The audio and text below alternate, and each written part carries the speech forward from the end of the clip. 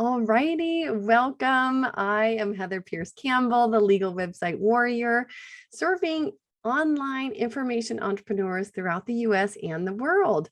Welcome to another episode of Guts, Grit, and Great Business.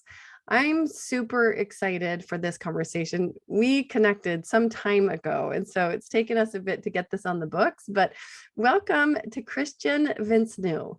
Welcome, Christian. Thank you, Heather. It's good to be here, and I'm glad we are finally doing this. Yes, I am too. Well, this is a topic I care a lot about, and I think a lot of people are silently suffering, not having the right help with this in their lives. And so, especially if you're a parent or you've got friends and family in your life that are parents, it's a super timely, relevant, very important conversation.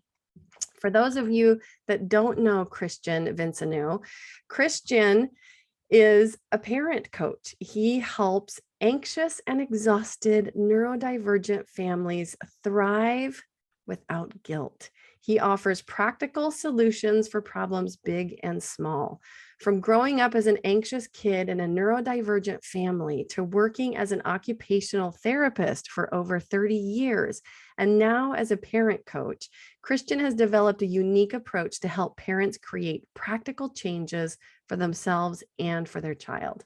Welcome, Christian. I'm super excited to have you here. Thank you. Thank you. I'm excited to be here. Yeah, well, this is not a topic that I've really addressed on the podcast yet. And yet for so many people, including many of my entrepreneur friends in the entrepreneur space who are parents of neurodivergent children, like this is an issue that many of us live with and need to learn more about, especially if we ourselves want to thrive, we want our children to thrive, which of course we do, right? So I'm really curious about your background, if you're willing to share a little bit about, and let's just go back to childhood, your experience as a neurodivergent child in your family. All right. Well, let's see. I always love to share stories, so this will be a good opportunity. It's funny because as kids, of course, we don't know what's happening. We just absorb and we do the best we can to cope with what we have, and then we form our experiences. And so that was very much my experience growing up, feeling like everything was just the way it was supposed to be. But in retrospect, I realized that my dad was definitely on the neurodivergent side. He was very kind, very smart, but he would most likely qualify as a highly sensitive person, HSP, and so what that meant is that he had a lot of sensory sensitivities. So he felt fine as long as all the stars were aligned and everything was perfectly matching the requirements of his nervous system. But when things were not good for him, then he didn't feel good, and he would get cranky. He would get I was fortunate there was never any violence or anything like this. But he, for example, he was very noise sensitive. That was probably the biggest one. So little kids playing, well,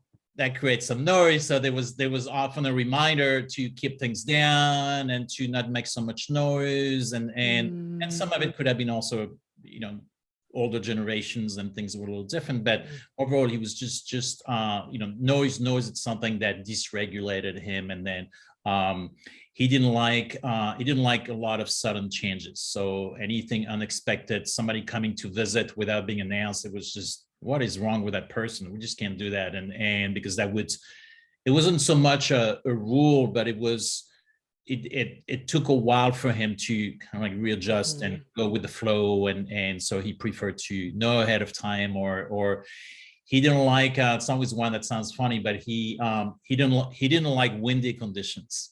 So he loved to be outdoors, and he loved to explore and go hiking. And if there was a day where we had planned to be out, let's say on the weekend, to go visit something, and it was really windy, then he would just it was basically, okay, we either put up with dad being cranky all day or we go home early. So it was, sometimes it was one or the other, but Mm. so, smells. So there was a smell and, a little too much garlic in the food. My mom liked garlic, he didn't, or he liked more of a bland diet and she liked a little more of a, more flavorful foods. And so,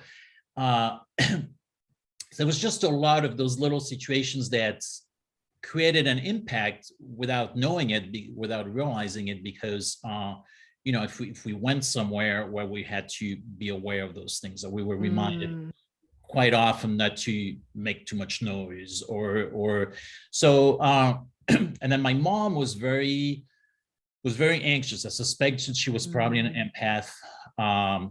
Very, very loving, but highly anxious, and that showed up in different ways. But some of the ways it showed was to control my sister and I, and to say, oh no, don't do this because this bad thing could happen, or you could hurt yourself, or you could. So a lot of cautioning us of the possible dangers, and so of oh my course, gosh, I can just hear, by the way, all the bells going off for people. I think so many of us, whether somebody in our life has a diagnosis or not, can relate to some of what you're saying. And like, I'm wondering, as you discuss your mom, do you feel like she felt it was her job to kind of try to mitigate some of those impacts for your dad? Like, did any of the anxiety stem from trying to control the scenario so that there was less of the type of impact that would upset your dad? very much so. No, it's a great question, because she was very much a peacemaker. So she wanted everybody to be okay constantly. So she would, which of course, so that was the plus side. The downside was that I never learned as a kid to manage those so-called uncomfortable emotions, because as soon as sadness or anger or frustration was expressed, the response from my mom was something along the lines of, oh, don't do that, it's going to make me sad. Oh, we need to calm that down. We need to calm not. that down, or and so again, it was done in somewhat of a loving way, that it created a lot of confusion, because I just learned as a kid and even teenager that, okay, being sad is wrong, being angry is wrong, being frustrated is wrong. So I just have to immediately, push it away, sweep it under the rug. But then what do you do with it? And how does it show up? Because emotions always show up. You can't suppress them. Can't hide them. They just spill into something else. So so there was that, that going on. And then so did you feel as a kid, like, I mean, obviously you probably had some awareness of that, but did you feel overly contained? Like, how would you describe your feelings as a kid? Like, obviously I heard you express, having big emotions was wrong, or having the negative emotions felt wrong. I think the overarching feeling at the time was that I grew up super shy. And I'm not sure, how much was nurture versus nature. I think it was both. And that's my best guess. But I can see how with the dad, who was often correcting me in terms of, oh, you're making too much noise, or don't do this, or so that made me really hyper aware of what I was doing. And then with my mom, somewhat, suppressing or cutting short my emotional expression, I often felt very, very self-conscious and very shy in terms of, I felt like I think I was walking on eggshells, and feeling like, okay, I'm going to upset my parents. And then what I saw to kind of like emphasize that too, or that was that when, I could see how my mom's sensitivity was just I could see how if I said the wrong thing or something that was upsetting to her, it would really affect her. And it would really affect her emotionally. And so I learned very early on to take care of my parents emotionally without realizing that I was doing that. So I really took on this burden of making sure that they were okay, and learning how to, what to say or what to do that was going to keep them comfortable. And they never asked me to do that, but that's how it was interpreted. Natural response, right? I think it's a natural response for so many people. It's, whether it's your mom responding to your dad's, relationship to the noises or whatever. I think that it's human nature to want as much as possible to live in peace, right? It can be really hard when people around us are dysregulated and we have these things called mirror neurons and we end up feeling what they're feeling, and right, it can be really stressful. And so I think, I don't want to condemn the motivation, but the impact can really be tremendous, right? Right. No, absolutely. And it was so and so, out of that, when I found my, fast forward several years, and I graduated as an occupational therapist, and then I I started working with kids who had a variety of conditions, and at the time, the emphasis was definitely more on calling those conditions disabilities, which right. It's changing a lot, but disorders, and whether it was ADHD, whether it was autism, whether it was sensory processing disorders, learning disabilities. But basically, I started working with kids who were often very sensitive, who were often on edge, because they either they were usually told repeatedly that they weren't doing the right thing, and they were told repeatedly that they had to try harder when they were trying harder than any other kid. Yes. And they were trying to fit in, they were trying to learn, and they were very capable of learning, but not necessarily the same way that some of the other kids were. And so I started working with those kids, and many of them were so shut down or angry or just super shy, and somehow nobody had to tell me what to do, because yes, I had the occupational therapy training of, okay, we're going to do an evaluation, we're going to target some goals, and we're going to work on things. But I just knew when it was time to push a little, when they needed more stimulation and they were bored because not enough was happening, or they were shutting down because there was too much happening. And even though everybody in the room may have thought, there's nothing happening, this is really simple, but I could tell that the child was overwhelmed. So I would immediately, I think probably because I was, I had been well trained by my parents, I knew how to back off, and I knew how to do the right thing and say the right thing energetically to keep that child calm and make them feel safe. And so look, now you've got the superpower, right? Isn't this interesting? Yes, that you really had developed almost an intuitive part of yourself that just knew what response they needed. I know. And it's funny how things work in life, because, it's often what happens, the things that we grew up with that really can be difficult. And on one hand, if you had the choice, you probably wouldn't choose that kind of combination. But I look back and say, well, if I wasn't neurodivergent, or if I had not grown up in an environment with neurodivergence, I probably wouldn't be doing this work today. Yes. Well, and I was going to ask you, at what point did you recognize that was the work you wanted to be doing? Well, I love to tell that story. So I, my mom was an accountant, and my dad was in management, like sales management, and so that's what I heard at the dinner table when they talked about work, and it was not in a boring way. I mean, they made it seem interesting, and they would share just tidbits of this and that, and so when I graduated from high school, I had decided that I was going to go to college for a business major, because it just felt broad enough. And I thought, well, that'll give me plenty of opportunities to, do different things. And so I started first year in college, and halfway through the year, I don't know why on that particular day, but I can actually still remember how the classroom looked like, and it was late morning, and I just realized that I was bored. I was just so bored, and I was not really connecting with the professors. I was not connecting with the classes, the topics.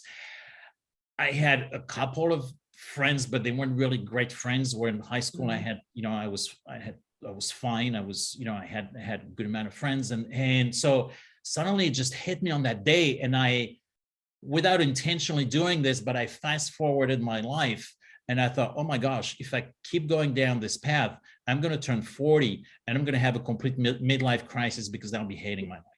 And I just had this vision of dread and boredom, and I thought, wait a minute, this is wrong, because this is not high school anymore. This is college. I'm choosing it. So I should be maybe not enjoying every single class, but I should be enjoying some of the classes. I should be excited by what I'm learning, and I was not. So I thought, well, what am I going to do? And pretty quickly, at the time I was 18 in the first year of college, and so the first thought that came up was, well, I want to help people. It was very broad, and then I started fine-tuning it, and this was pre-internet, so it took a lot of trips to the library and reading books, but I read, my parents bought me this, it was like this, I don't know exactly what the title was, but it was like a career book, and it had, I think it's something like 700 different professions. And it was a little paragraph for each of them, with kind of like, all the options, the Bible of options. Yeah, exactly. The options, and and some of the highlights of those professions and trainings, and so long story short, but I decided on occupational therapy, and I thought that's what I want to do, and so I finished the first year of college, and then it was too late to register for occupational therapy school, so I took a sabbatical, went to Thailand, went to Spain, and took more language classes, and then started occupational therapy school. I love that. Well, and it just highlights the importance of paying attention to those moments where we're observing something. And usually there's a part of us that like wants to not observe that thing or accept it, right? And tell ourselves some other story. But like, look, because you probably would have been right that had you gone down that other path, it clearly was not the path for you. I work with clients who are in this situation, unfortunately. Yeah. Are in their 30s, 40s, 50s. They did the thing they thought they were supposed to do. And when they look back, they often trace it to some expectation, either parent expectation that sometimes somewhat forceful, where no, you have to do this, we're not going to let you do this, and or just enough parent expectations that somehow the child took that on. Right. It became a self expectation that's embedded. Yeah. I really need to get my master's from Harvard, because it's just better to have a prestigious degree. But this is a client who came to me asking, said, well, I just can't make the decision about, I want to go, but I can't quite pull the trigger. And we explored and explored and explored, and then eventually they realized that the main reason they wanted to go to Harvard was because of parent expectations. Yeah. And then when they finally faced what it was that they really wanted to do, they said, well, maybe someday, but not right now. And I have other clients who in their 50s are reassessing their career, because they realize it just kind of ended up in one career and then pay the bills. And of course they learned a lot, but they really burnt out and they're not enjoying it, and they still need to work.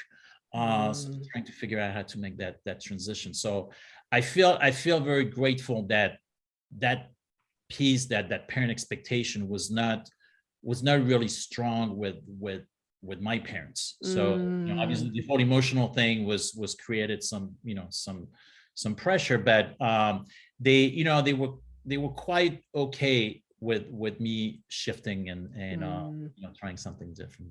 Oh, that's good. Well, it does. I mean, it's a powerful example of the ways in which we can influence our children knowingly, unknowingly, right? I think so much of this is fairly mindless, which is why we need to get more mindful about it and understand the impacts. No, very much so. And it's always so sad when I run into someone. I remember one day running into someone through for a while. I took salsa classes, and I learned how to dance salsa, and it was just a fun part of my life, fun hobby. So this woman was taking a class, so we just started chatting, and she shared that she was a physician, and I say, oh, I made an assumption, which I shouldn't have made, but I say, oh, when did you know you wanted to be a physician? And she said, well, I never wanted to be a physician. I actually don't like to be a physician. And it was just, some of it was painful to receive, because I could just see she was in the place, she was so unhappy. And she was, and it was, expectations that came from her parents. Yeah. Her dad was a physician, and I think there was someone else in the family who had been, and it was just that, they really wanted the best for their daughter. But the best ended up becoming very stressful. All of this, whether it's in relation to careers, just thinking about the ways that we not only perceive, but influence our children based on, what we want. I think the point of all of this, and as I think the point of the parenting journey period really is to let go, right? To let go in a way that allows us to be the person that we need to be to allow our child to really flourish. And I think the heartbreaking part about that is people somewhere recognize that, want it, etc. But I'm sure, and my next question for you is what do you see in these families that don't have the support that they need to be able to do that? Like, where are they intersecting with your path, and what do you hear happening and hear as the precursor to them coming to find somebody like you that can help them? It shows up in a lot of different ways. I'm trying to think, not to be too general, and come up with identify a family that I can think about. It's more specific. So there's a family that I've worked with on and off over the years, and their son, so I'm also trying to filter because I don't want to share too many. No, I get it. That could be, where they could identify themselves or other people. But both parents were very, very, caring and committed and dedicated parents, and they were very invested. But mom, long story short, is that mom realized at some point that she was pushing too much. She was pushing her child too much with things like homework and to get perfect grades. And it was all coming from very good intentions. It was coming also from anxiety of, if my son has bad grades, he won't have as many options in terms of future or college, or so I want the best for him. And so, can't be blamed for that. But what was happening is that as the child entered adolescence, he started pushing back more and more. And he started pushing back with the control. So they were, there was more time spent on playing video games. There was more not participating in family life, just more expressions of being unhappy and more little angry bouts, here and there, and the parents were at a loss because they said, well, what we're doing everything right. He's just not being reasonable. So so they could, they couldn't see what was going on. And when, what they tried for a while was to, as the very natural response from parents is when the child starts pushing back too much, or when the child, becomes more angry or doesn't want to do anything, the parents just push a little harder and become stricter and set, higher expectations, which most of the time backfires. And because it doesn't truly acknowledge what is at the root of the issue. And I think as a society, as a Western society, we're not in the habit, we don't have the mindset of always looking at the root of the problem. We tend to say, oh, this is not acceptable. We look at the behavior and we think that's the wrong behavior. Yeah. And my angle, my philosophy is always to treat behavior as data, to look at emotions as data, and we can't ignore the data because it's really risky. So data, and what's really difficult for parents is that, okay, they look at that data, but they don't know what to do with it. Yes. Then what? Do you just then ignore it, or you try to do something and it doesn't seem to work, so you just revert back to your old ways and you do the best you can? So it's a type of, it's an example of where having someone reaching out for professional help can really get you out of that quagmire, because it can really help you. It can really help shine the light on what is going on, understanding the dynamics of where everybody's at, what the child wants, what the parents want. And it's not about saying, oh, one is right and the other is wrong. It's never about that. It's really looking at, well, how can we create a bridge? How can we create better understanding of everybody's needs? And then how can we come up with a system that is going to work for that family, which may not work for any other family. Right. Well, this is the interesting thing about neurology, right? You have to map the individuals because there is a system in a family, right? And it's about figuring out the puzzle pieces and how they fit. One thing that because I've been pretty open about our own journey as parents, our son at a young age was really struggling to remain in preschools. He was getting kicked out of any preschool that we put him in. And generally the feeling, and the message that got conveyed was just like, he's too much. He's just too much to handle, and it was really clear to me early on, and I'd had certain struggles at home feeling like, wow, this is really hard, and like feeling inadequate as a mom, just feeling like, wow, some things are like they feel really hard. Getting him out the door felt impossible.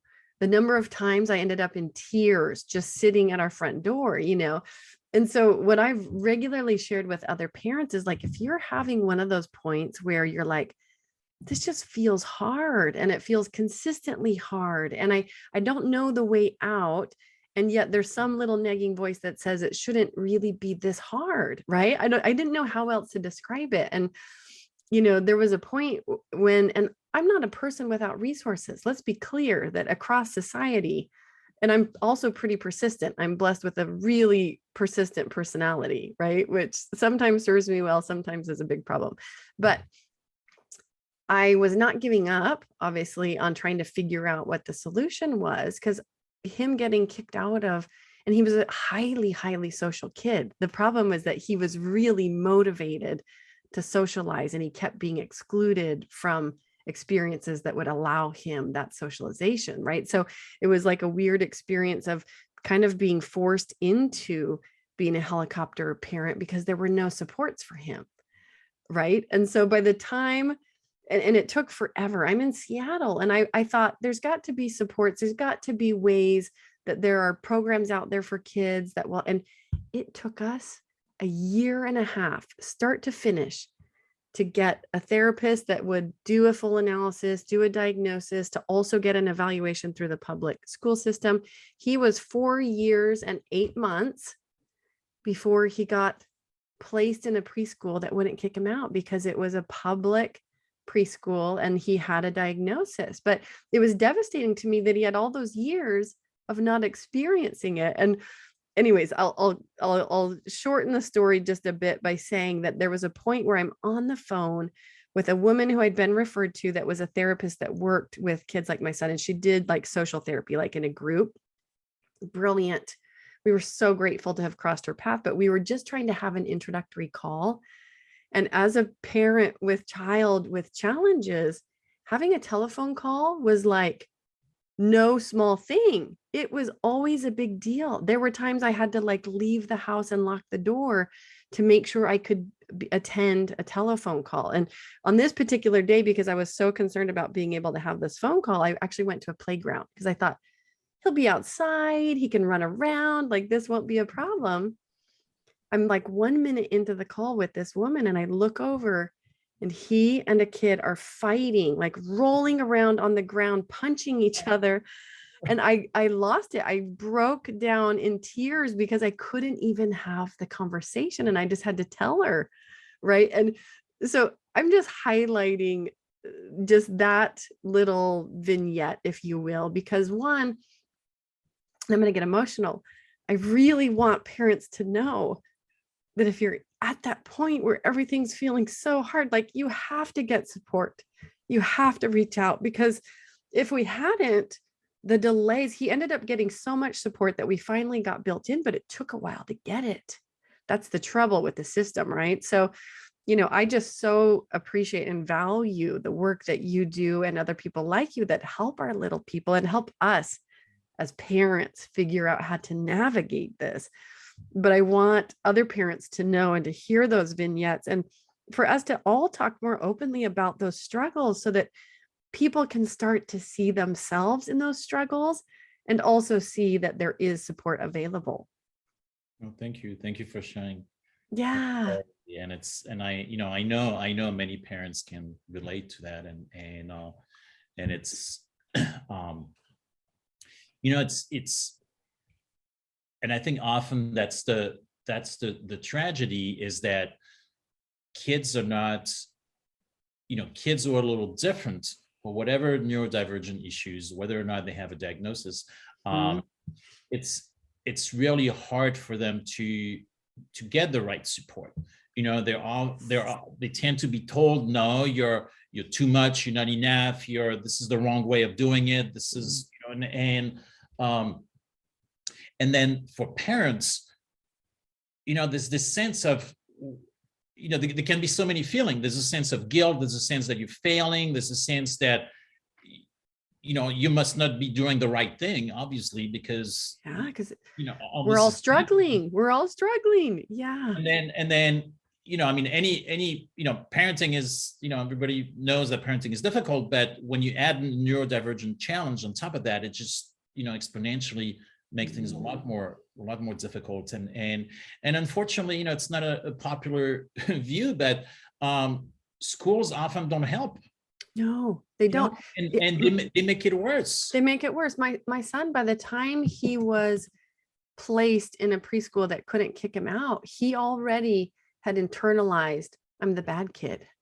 I'm the bad kid, which is exactly the path I wanted to avoid with him. But kids are not dumb.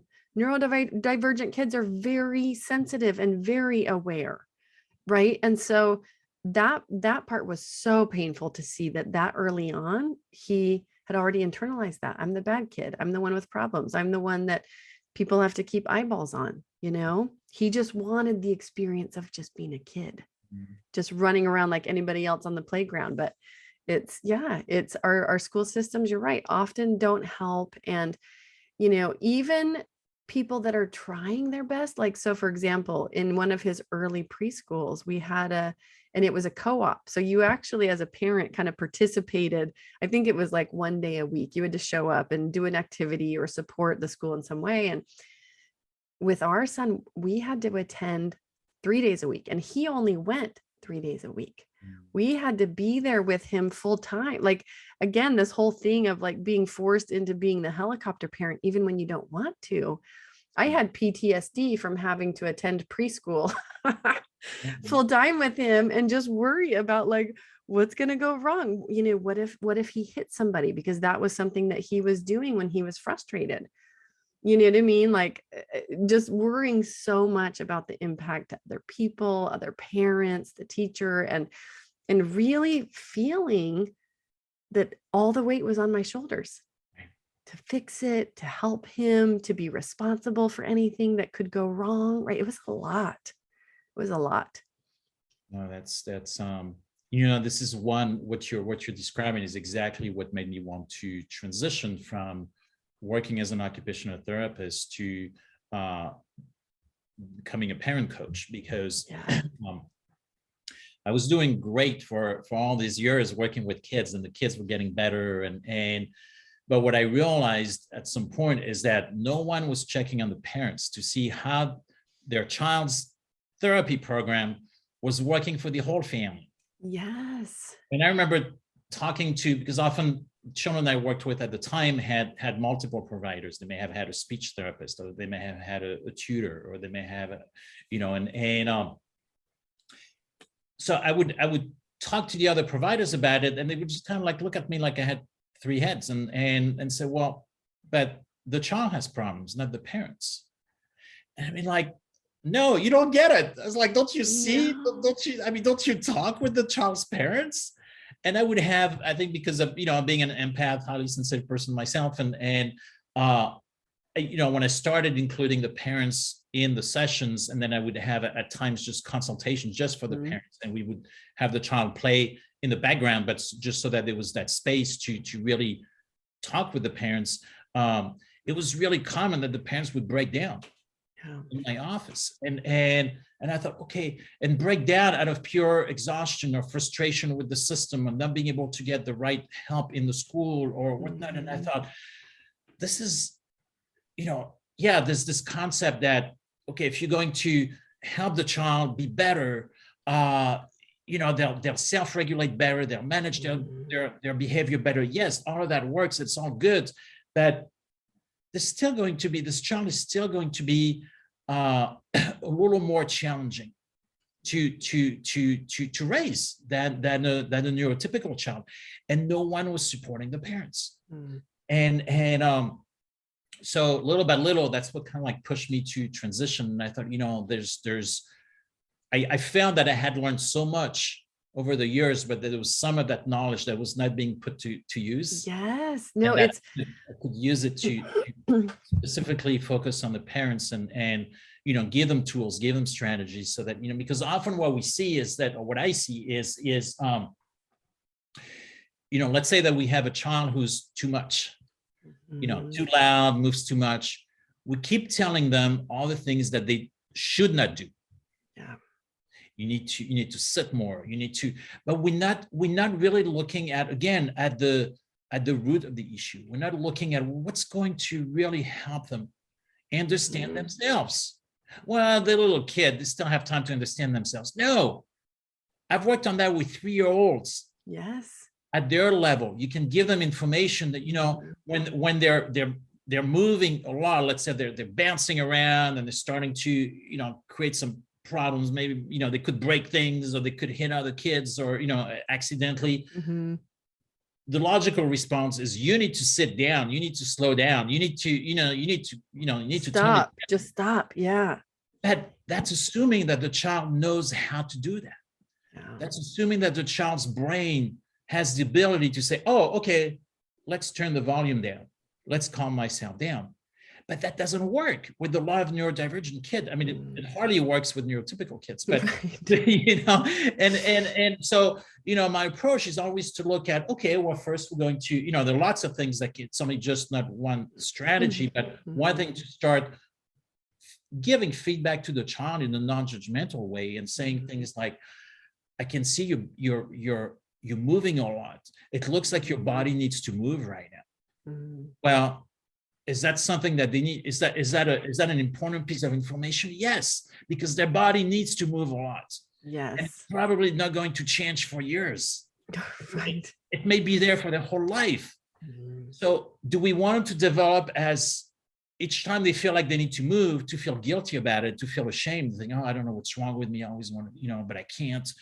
Yes. Or say, oh, my body needs to move right now. I need to take a movement break, and I'm going to walk around the house, or work something out with the teacher and get a movement break built in, or whatever it is. And so when you start identifying, well, what's causing this problem, and it's not an excuse, it's not a way to say, oh, you can do whatever you want. It's looking more at, okay, how can I support my child's needs better?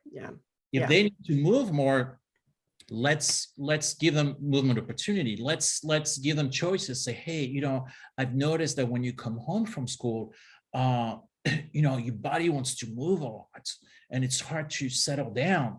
So usually when you start having those kinds of conversations, the child says, yeah, I mean, one way or another, they acknowledge, because they get it. Yeah. And so then you can move on, say, well, I wonder what we could do. I wonder if, we should maybe spend a little more time in the playground after school, or, spend some time on the trampoline outside in the yard, or, go for whatever, ride your bike, whatever is appropriate for the family, for the child, and give them a couple of choices. Give them 2 choices of things that they know already that they like. And so that the child can start getting in the mindset of problem solving, of identifying their own needs, and starting to think, oh, well, what would I prefer? And then you close that loop afterwards, after the activity, by reflecting. And if the child does seem a little calmer, then you feed that back to them and say, it looks like this helped you. It looks like jumping on a trampoline for, X number of minutes. It looked like it's making it a little easier to sit down to do your homework. And so that it's going to make it even easier for the child another time, or 6 months down the road, to say, I need a movement break because I can't focus. Yes.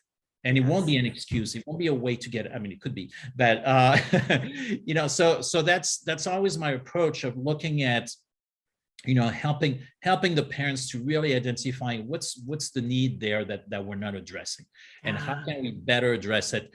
But in the process, how can we help the child? How can we teach the child how to self-manage? Because we don't want to do everything for the child. No, it's right? going to happen when they're older and they don't know how to self-manage. So we want to start that as soon as possible. And each time I've had the opportunity to do that, those kids are growing up as being able to advocate for themselves, being able to self-manage a lot better, and without the guilt. Yes. It's such an important example. I remember somewhere in those early years, those years where I was like desperate for the right help, I read a book called, what is it? It's about it. It's written by Howard Glasser of the Children's Success Foundation. It's called Transforming the Difficult Child. Okay. So there's a program called the Nurtured Heart Program, but basically he was in the psychology world and for years was being sent families that had some of the biggest difficulties. And it was always related to children with behavioral problems, right? I'm doing air quotes around problems. And he realized, and the thing that I love, like the biggest takeaway from his work and his book, I cried when I watched his videos on his website. I was like, oh, somebody who gets it, who understands my child is not a bad kid with behavioral problems, right? And he was just saying, every behavior is a child's attempt to get a certain need met. It's our job to help them and to help ourselves understand what is that need, right? So you've just demonstrated one of the ways that you help your clients understand what that underlying need is. And in the process, help their little person also begin to understand that need, right? Through that behavior. And it's just such a powerful thing when you start to look, because I realized like there are no bad kids. I know. All there are kids trying to get their needs met. And the saddest part is even still seeing, other parents talk about kids like, oh yeah, he's just one of those really bad kids. And it's like, no, I just want to like scream from the rooftops. Like, no, even in the teenage years, that is not a bad kid. That is a kid who has tried probably unsuccessfully in this way to get their needs met. Right. So I love that approach. It's done wonders for us in our house to understand that and to be able to even help our little people check in with their bodies. Like, oh, I noticed we're getting a little dysregulated. We're getting into the red zone. You want to check in with yourself? Are you feeling thirsty or hungry, or do you just need to go run around outside, and kind of help them brainstorm that list and choose something for themselves, right? No, that's so great. So great you're doing that. You got the right help. Well, it took, I'll say it took a lot. And the thing I love about your journey is recognizing the absence of support for parents, because you're right. Once the weird thing is, like, once you have a diagnosis, then it's like, okay, well, at least now I can start to go look, for example, at different therapies, or like, ABA therapy, which tends to be the automatic thing you enroll your kid in if they have an autism diagnosis, right? And there are certain things that are just based around repetition, that they're going to learn based on repetition. So, we did all the therapies, the ABA. We had a wonderful occupational therapist that we worked with for years until COVID hit and they couldn't do it in person anymore. So, that was painful to lose all these therapies all at once. But we learned a lot through all these therapies. And the final piece was, we found somebody who could help with the parent coaching, right? We finally, but it took years. We got a referral to a woman who says, I don't work with the children. I work only exclusively with the parents, because my job is to map your neurology as parents, to hear your experiences of your child so I can help you try to map theirs, and then create systems that will help you navigate these difficult scenarios a little better and create a result that, is not harmful to the child, and that helps them do a better job of navigating this each time in the future. And it was amazing getting her support and realizing, like, oh my gosh, we needed this like 3 years ago or 4, and we were still pretty early on in his journey, but still feeling like, oh my gosh, I wish we'd had this years ago. Right. No, that's so true. And the other side of this is I work with adults who grew up as neurodivergent. Right. And who didn't get the right support. And I as you know, I post a lot on LinkedIn. So I post a lot. Right, which is how I found you. Yeah. Basis, Monday through Friday usually. And I post about a lot of different things, but it's always related to parenting, to neurodivergence, to mental health, sometimes more from the child standpoint, sometimes more from the parent standpoint. But, and in some of those posts, I've had so many adults share even things as, like what seems common today, but as a diagnosis, ADHD. Yes. And how traumatic it was. And how, some people share, and some of them were comfortable enough to share it publicly in the post comments, and some send me private messages to say, well, I'm responding to your post, but I'm not comfortable responding publicly, so I'm going to tell you. But people sharing some of them were beat up by their parents. Some of them were just bullied in school, or and they hated school, or and they're perfectly capable individuals, and they're successful individuals today, but they maintain, many of them acknowledge this piece of trauma. Yeah.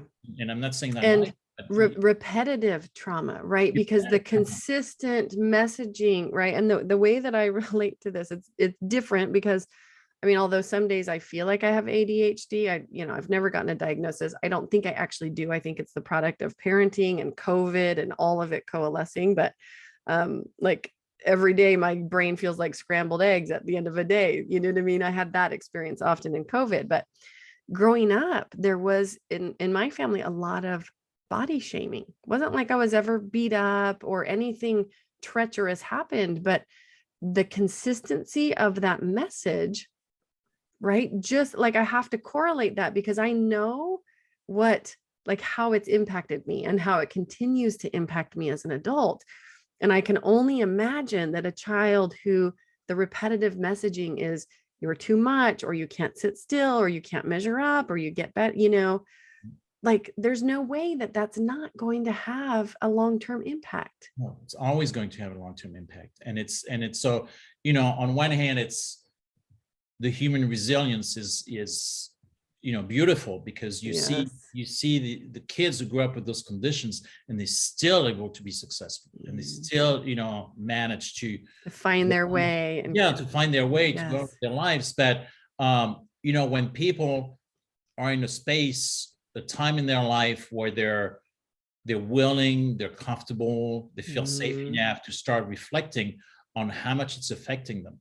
Yeah. How much it's not only how much it affected them as a kid, but how much it's still affecting them today. Yeah. How many negative beliefs they have developed by themselves. I can't finish what I start, or I'm just, I'm not smart enough to do this. I always blurt out the wrong thing in meetings, or I can't trust it, or I can't. I have too much energy, and I just Yeah, and so when they start looking at it, but often, with the way a whole system is, with not a big emphasis on mental health, and often what happens is that these individuals as adults somehow accept that that's just normal. And it always saddens me, because it's and it's not like there's no workshop in the world, coaching program that overnight is going to eliminate that. There's no book, there's no, it's going to give you a lot. You need to start building awareness, and then with each layer of awareness, you become aware of some things that you're doing, that you're thinking, some of your negative beliefs, some of your automatic reactions, and it becomes a little easier to challenge them and to think, well, do I really, where does this come from, and how much is this impacting me? I work with people who realize that their ADHD has impacted their entire career trajectory, and that they have done things where I was talking to this man the other day, where he said, well, I'm just realizing now that I've been blaming myself my whole life, my whole professional life, from jumping around from job to job and never lasting more than 2 years in the job. And it's really taking a toll on my confidence, on my self-esteem, because I've always seen myself as somebody flaky. And when you realize that, well, the ADHD brain likes novelty. We thrive on novelty. So you're either going to, so if you don't get the novelty in your job on a daily basis, then it's going to get stale really quickly. Yes. And you're just going to be bored. You won't be able to function. You won't be able to be your best. And so then you're going to look for a different job. So then, then it's a matter of, and again, it's never going to be me telling that person, well, you need to do X, Y, Z, but more like, okay, so now that you know this, let's start unpacking how it's affected you. Who's the real you? When do you feel your best? And well, I feel the best when I'm interacting with people. I hate meetings. I hate sitting down. But if it's a one-on-one meeting, I'm good. Or it's like, okay, or as long as I'm moving around, or okay. So are there jobs or careers or ways to, change your business to include more of those things? And is it easy? Of course not. But it's, so you help people, it sounds like, in your work, especially if they are neurodivergent adults, like start to recognize the patterns, the beliefs, like some of the stuff that they're carrying around. Right.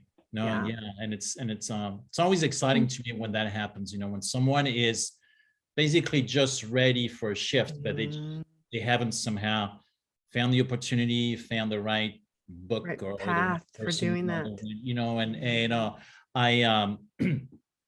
I put together a couple of months ago a guide, like a digital guide on ADHD.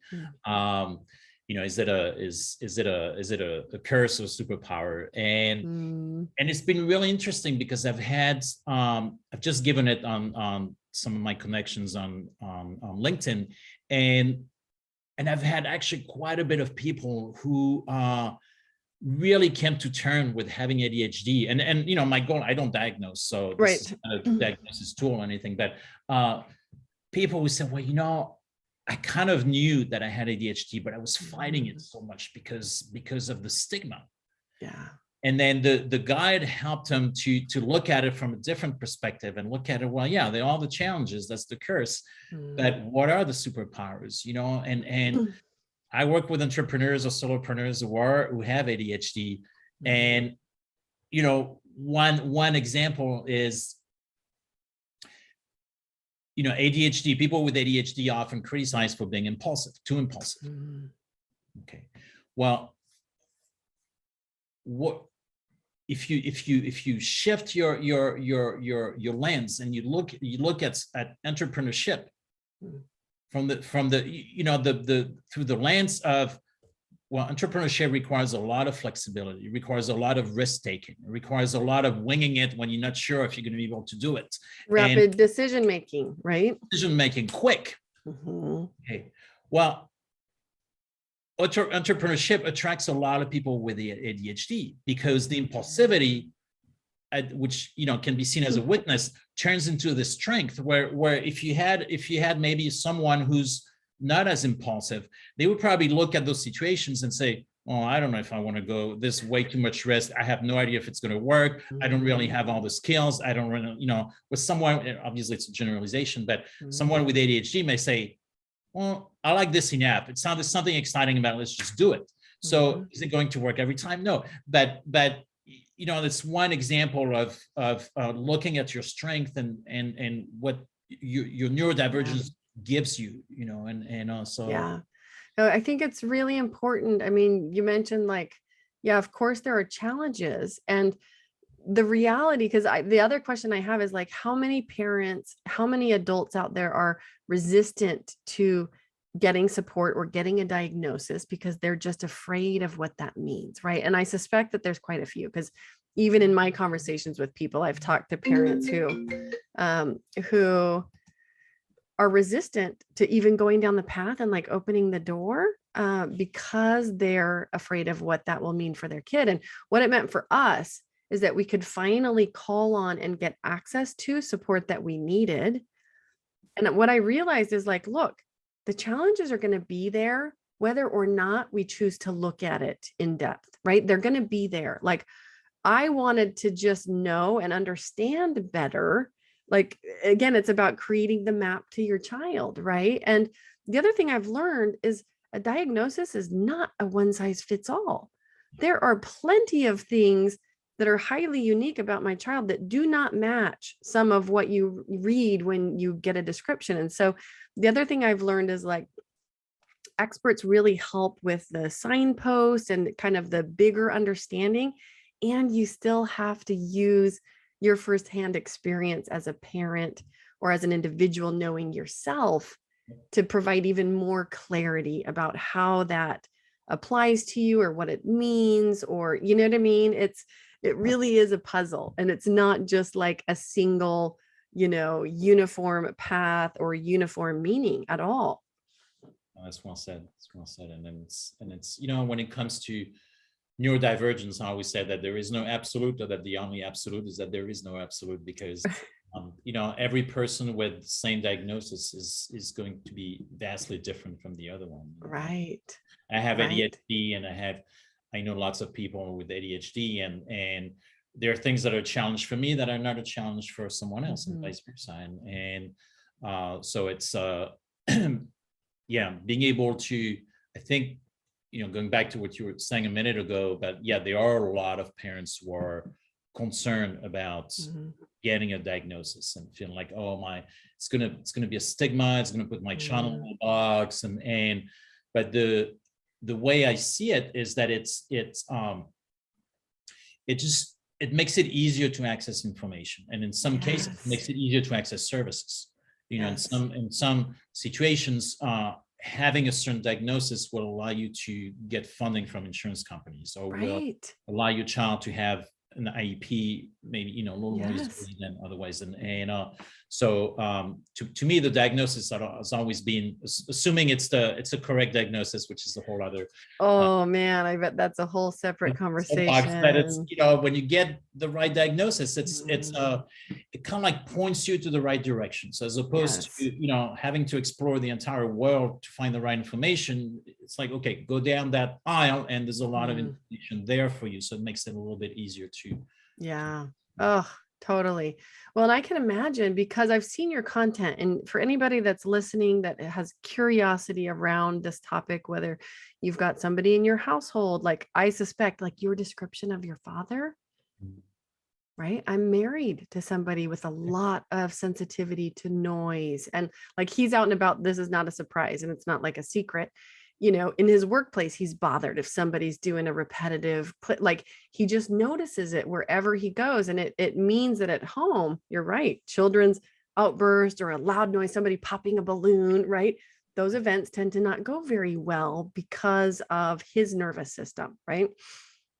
So it is like, I think there are many people who think, or maybe who have thought like, but have not really opened the door into looking, whether it's, understanding for themselves or understanding on behalf of somebody in their life that they love and care for. And if anything, I hope this conversation prompts people to start looking and to look a little deeper into this. And your videos are such a great introduction. What I was starting to say is, if you're listening to this conversation, go to LinkedIn and find Christian's videos, because they're short, they're bite-sized, totally consumable, really enlightening, like a whole wide variety of points, right? But I think it really is an excellent way to invite people into the conversation.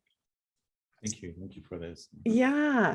I'm curious how many people have seen those videos or seen some of your content and reached out to you with things like, okay, I don't have a diagnosis, but I think that's me. Many, yeah. So many. Yeah, either from the videos or the post, or at times with the guide. I created another guide also a couple of months ago. Was are you too sensitive? So it was a little more for the people identifying as an empath, HSP, highly sensitive person, introvert, or people who have sensory processing disorder who know it, and because a lot of the way we learn about ourselves, and there's this whole concept of neurodivergence is still like fairly recent.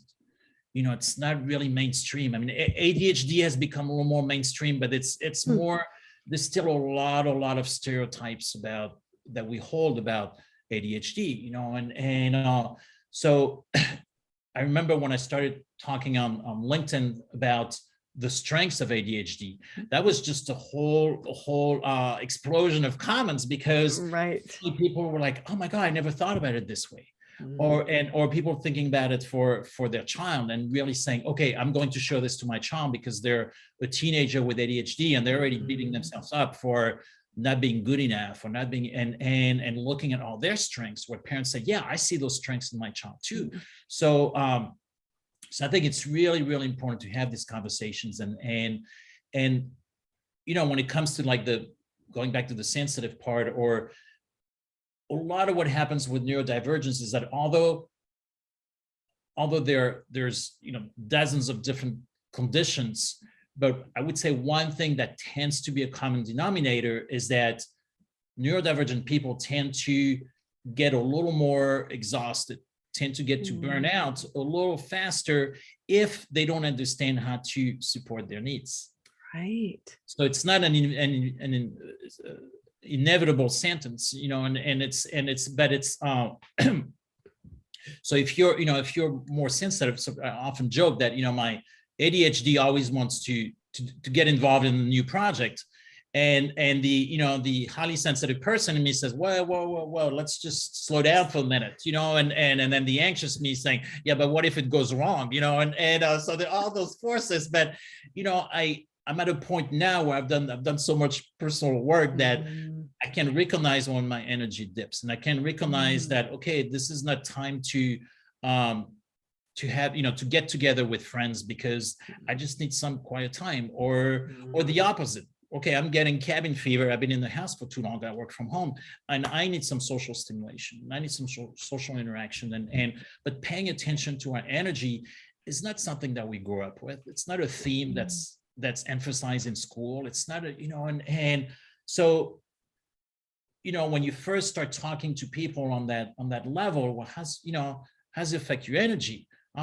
often the response you get is something really generic, is, well, yeah, it's fine. It's, I get no stress, but stress is part of life. And then when I work more closely with people on that level, they start realizing, oh my God, this is why I'm getting migraine headaches. This is why I can't sleep at night.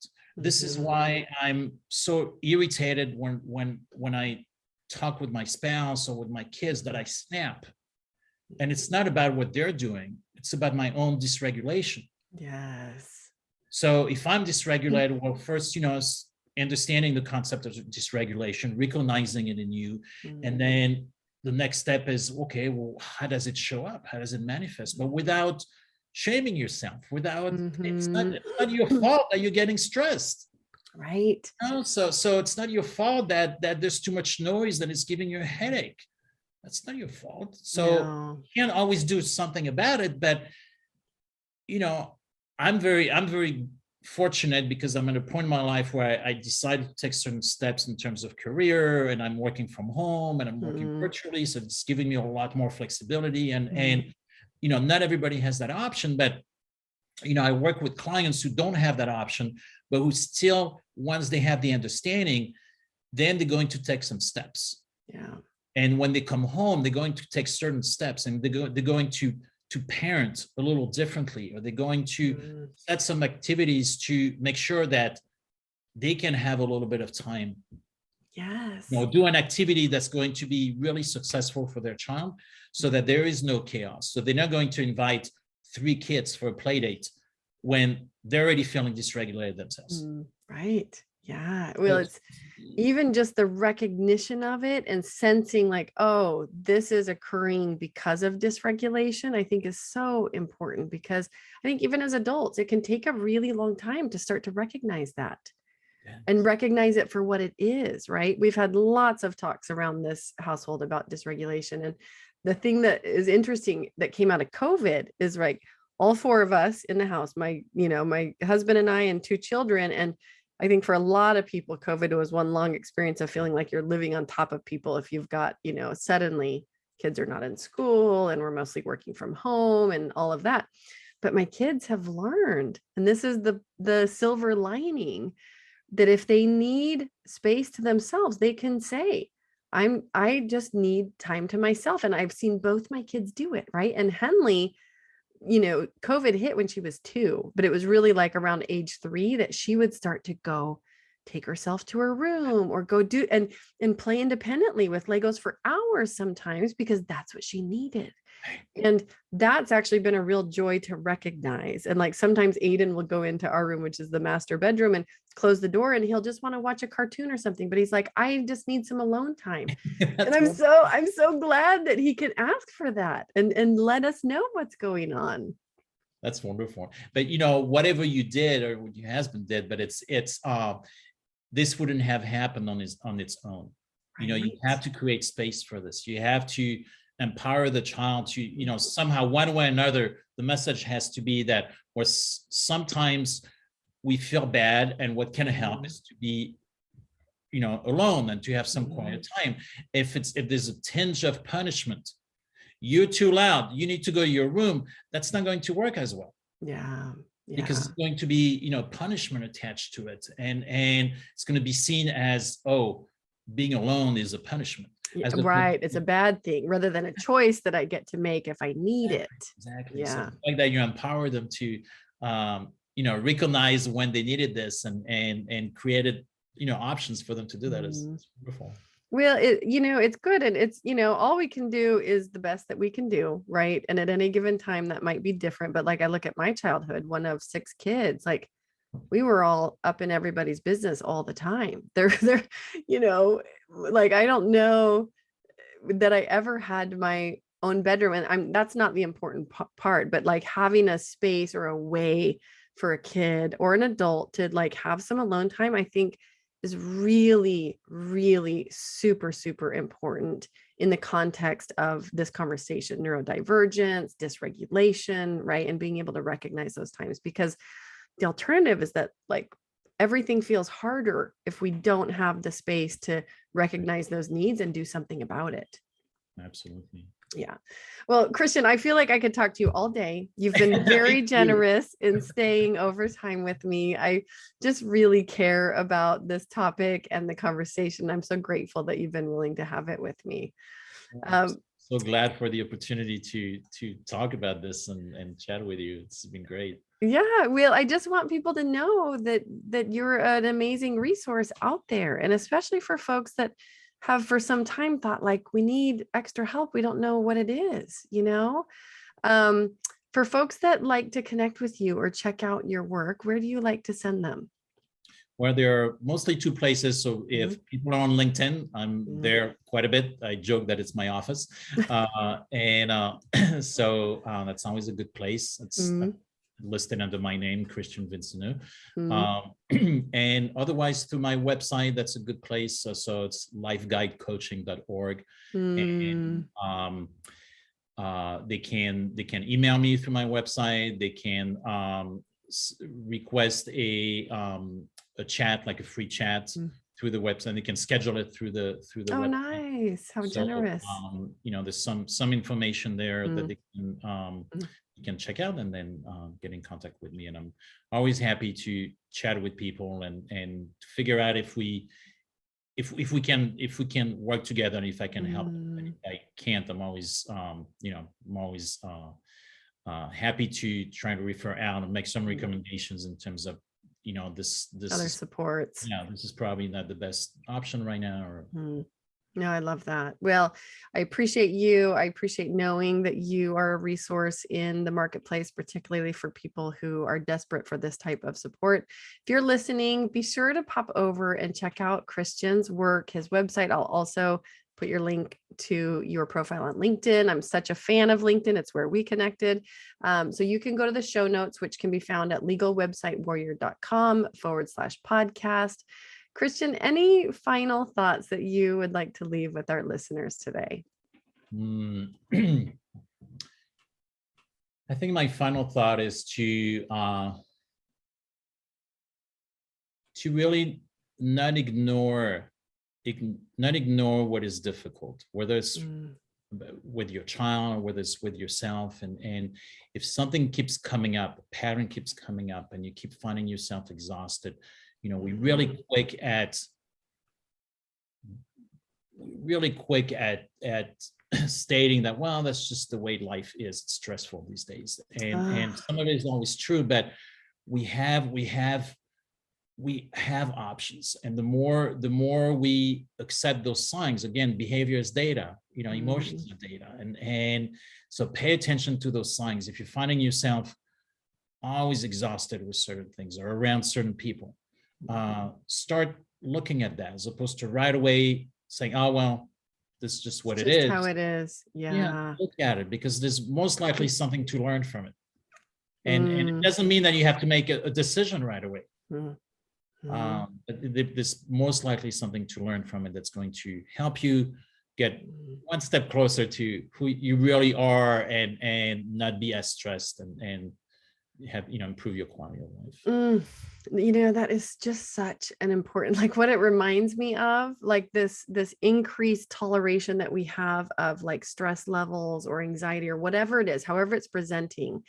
What's the phrase about, if you drop a frog into boiling water, it jumps out. If you slowly cook it, right? I can't remember how it goes, but so many of us are slowly being cooked. It really is true that like our stress levels ramp up, or we have a problem that starts and it's simmering and it progressively is getting worse, but we're not recognizing like, oh, we're past the point where we should have gone and looked for some help or looked for some resources. And so we do start to just think, this is just how it is. Like, this is just how my life goes. It's just going to be stressful like this. There's a lot of messages out there reinforcing that. That's just, it's just modern day living, right? Yeah. No, thank you for that reminder. It's really relevant, super, super important for people to remember that. Christian, thank you so much. I appreciate you. It's been such a joy to have you here today. This was great. So thank you so much for having me. Loved it.